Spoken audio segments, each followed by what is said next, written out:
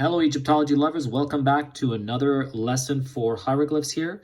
So this is from the papyrus of 𝓏. He's an architect and he has a papyrus that was made for him when he died so he can pass through the underworld without any harm.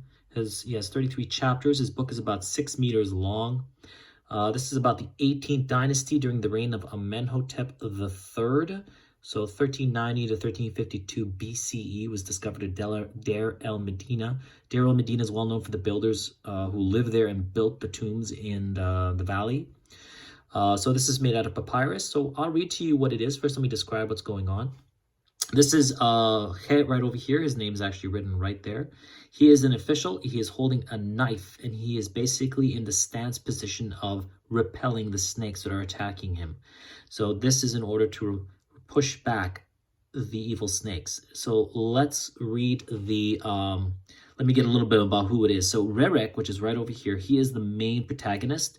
𝓤𝓐 is like Apophis, but Apophis is the great evil snake. 𝓤𝓐 is probably a subordinate, a smaller version of him, but he is more controlled, where Apophis cannot be controlled, only by Ra and the other gods who battle him to make it to the next day. So 𝓤𝓐 is a smaller, minor evil demon or god, if you like, as well, or demigod, which have you. So he is to be repelled. So he is poisonous and he is well known in the deserts as well. So let's have more of a scavenger. That's what he's well known as. So let's read the hieroglyphs. Now this is something called retrograde. Now you all know that when you read hieroglyphs, if you don't know, I've told you this before, you read facing the animals. So for example, this chick or quail is facing to the right. So you would start from the right and you'd work your way up, down, up, down, up, down, and continuing until you get over here. But the Egyptians did something called retrograde, where they would read to the right, but moving to the left. So they would go up, down, up, down, up, down, up, down, up, down, but read against the way they would normally write. So now this is going from left to right as opposed to the correct right to left. Why is this done? That's a good question. We can assume certain things based on the formulas. Maybe they were going against evil, not going in the correct path, but in the opposite path. A lot of symbology in ancient Egyptians that we still don't know about, and we're learning every day. There is a lot of information out there. I may simply not be aware of it, but let me go ahead and get to it. Let's read the hieroglyphs right now and see what it says. So we'll go from the very top here. Let's do it in ancient Egyptian language, like so many people ask me to do, but I will pronounce it my way. It's not 100% the way. We don't know what it sounds like. We go off the Coptic, but this is my way of pronouncing. So here we go. Ra, N, Khsif, ḥfAw, Nebit, In, �ျ𝓐, 𝓏, 𝓲𝓐, In, ☆ ☆نچر. So ☆نچر. I, 𝓤𝓐, M, Shem, Mek, Gib, Shu, 𝓏, 𝓤𝓐. This is not pronounced. It's iu, but we don't use it. Iu. Wenem, K, Penu, But, Ra. Iu, also not pronounced. Weshe, K, Kiss, or Kisu.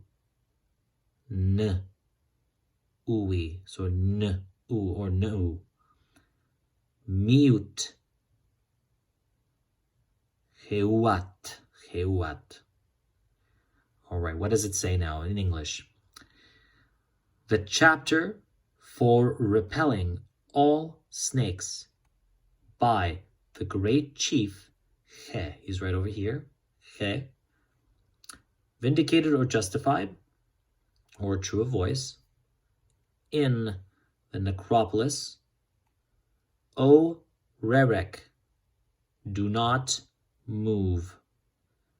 Look, Geb and Shu stand up against you. This is not pronounced. May you eat the mouse. The abomination of 𝓤. This is not pronounced. May you chew the bones of the cat, or the putrefied cat. And there you go. That's the spell to repel the evil snake 𝓤 by showing that he is evil, asking him not to move, by saying, do not move. You have halted him with the spell, and say, look, you snake, as he stands there, and you tell him, look, 𓓤, the god of the land, and 𝓤, the god of the air, they stand up against you. And here, it's a bit difficult to understand, but why is he saying, may you eat the mouse? A mouse probably is considered a very vile animal, crawls on the ground, so the Egyptians compare that to it. And then it's also known as an abomination of 𝓤. The EUs are not pronounced, but to permit us to know that there's a new expression coming up, or a new sentence or phrase. And then when it says, may you chew the bones of the cat, or the putrefied cat, or the rotting cat. So maybe just asking to eat an evil thing, hopefully it dies from sickness. So there you go. This is the translation for the papyrus of 𓓤, who was an architect from the 18th dynasty. Thank you very much. I hope you enjoyed, and have a great day.